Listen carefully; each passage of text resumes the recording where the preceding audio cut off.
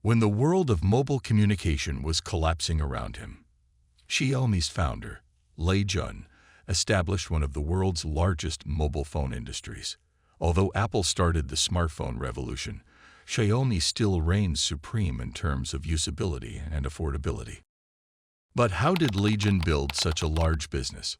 This is the story of a man who went from having no assets to having a multi-billion-dollar investment.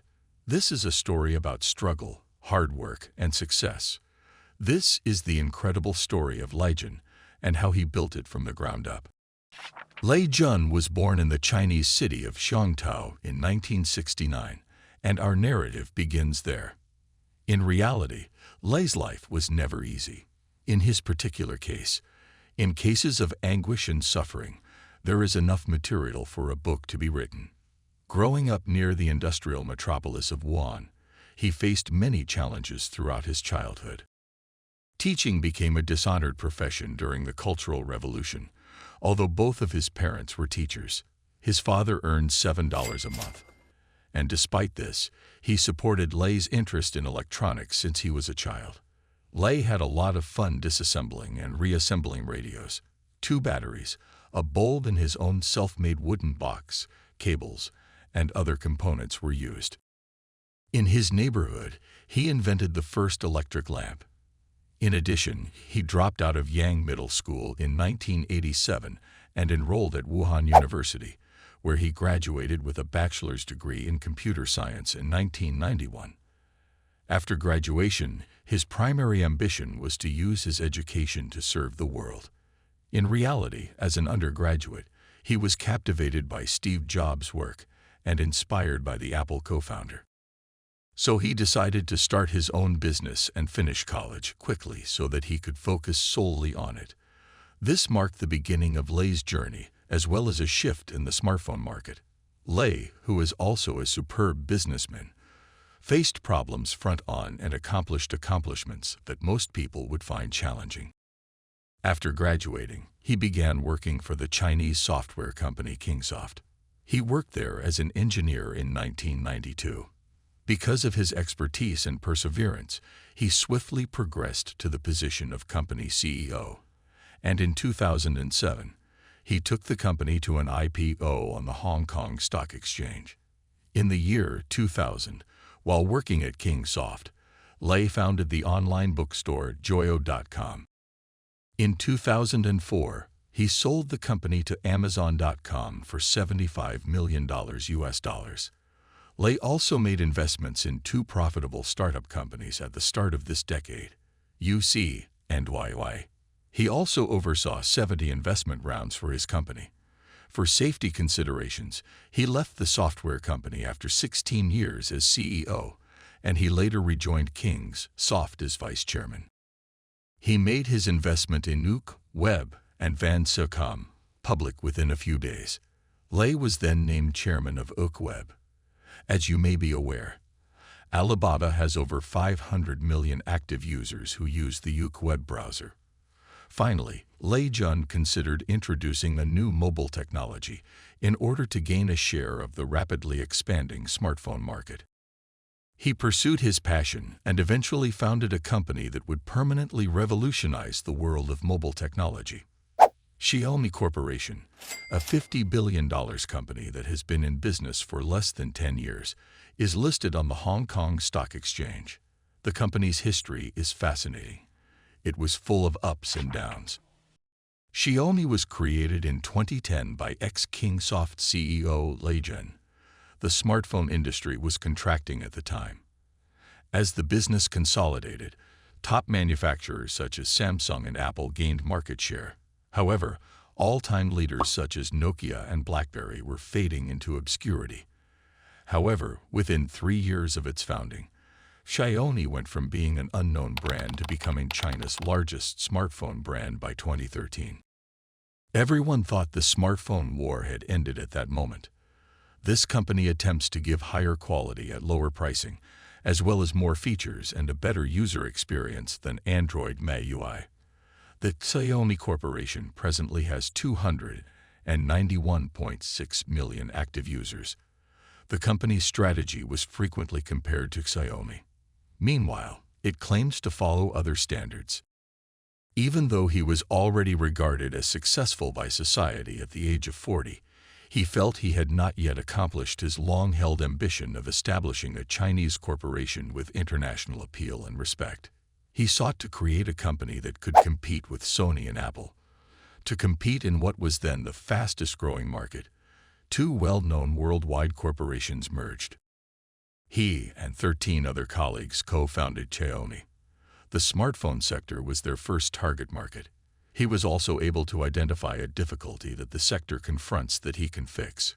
Well-known firms like Apple and Samsung dominated the industry at the time. These companies, however, now sell very expensive high-end phones. On the other end of the spectrum, China has a big number of counterfeit companies selling low-quality phones. Nobody was matching market demands. As a result, their idea was to build a smartphone using the same source and component as the main brands, but offering it for a significantly lower price. What's remarkable is that they began by establishing a possible consumer base rather than immediately manufacturing the phone, because they were aware that without the distribution network, the component supplier might refuse to supply Xiaomi.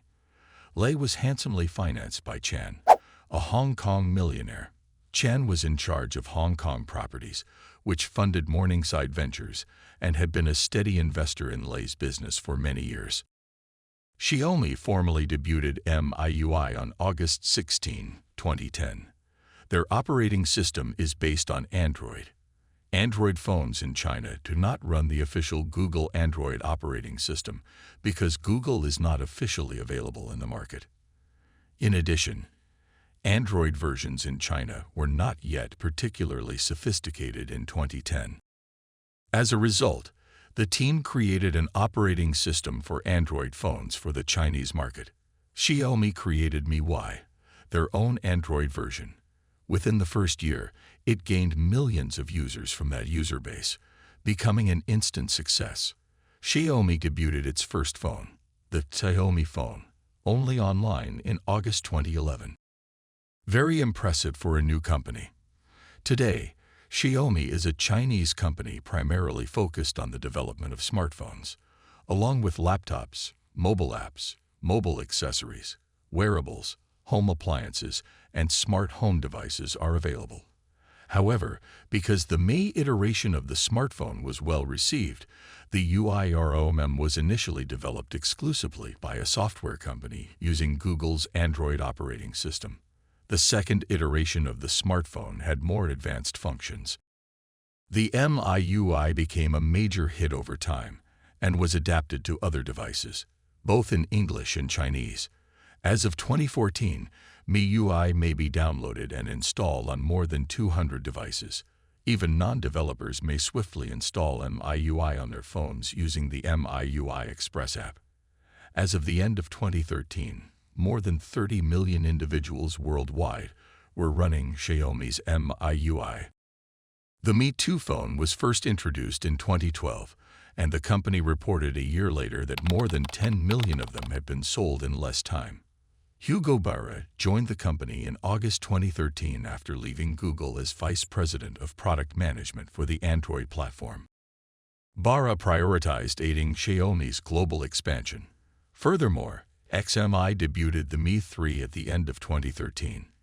In addition, the company was listed as China's sixth most popular smartphone brand. The company eventually succeeded in capturing the technology market in countries such as the United Kingdom, Australia, and others. In 2013, the company launched its smart TV line, and in 2014, it announced an expansion outside of China, with Singapore as the first destination.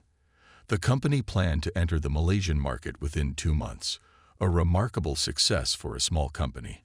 Xiaomi was named the world's fourth largest mobile phone retailer.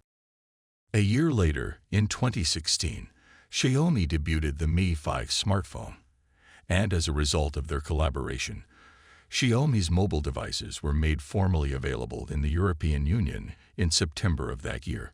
In 2017, the first Mi store in the European Union opened in Athens. In 2018, Xiaomi announced a partnership with 3 telecom carriers to sell smartphones in the United Kingdom Denmark, Ireland, Austria, and Sweden. The Xiaomi Mi 9 phone, which includes a fingerprint reader on its display, was launched in the middle of 2019. Furthermore, their phones have become the most popular items on e-commerce sites, such as Taobao and Jade.com. However, as a result of its popularity, Chinese companies have begun to imitate the Xiaomi strategy, resulting in increased competition. Xiaomi experienced its first decrease in sales in 2015, as upstart competitors such as Oppo and Vivo took over the top place. That was a watershed moment for Xiaomi, resulting in a return to the company's core competencies. Their focus is more on producing superior and innovative high-quality technology. Xiaomi currently possesses one of the most intellectual property patents of any Chinese IT company. It is currently one among the top 5 phone makers in the world. Xiaomi now has a significant presence in China, Malaysia, India, the Philippines, and Brazil, and employs over 8,000 people and generates over $2 billion in annual revenue. At the time of filming, Xiaomi had invested in 20 companies and hoped to promote the expansion of more than 100 firms. But what do you think of their meteoric rise? How does their technology stack up against others? We'd love to know your thoughts and the comments. Don't forget to like and subscribe to this channel Mogul Method and click the bell icon. See you in our next video.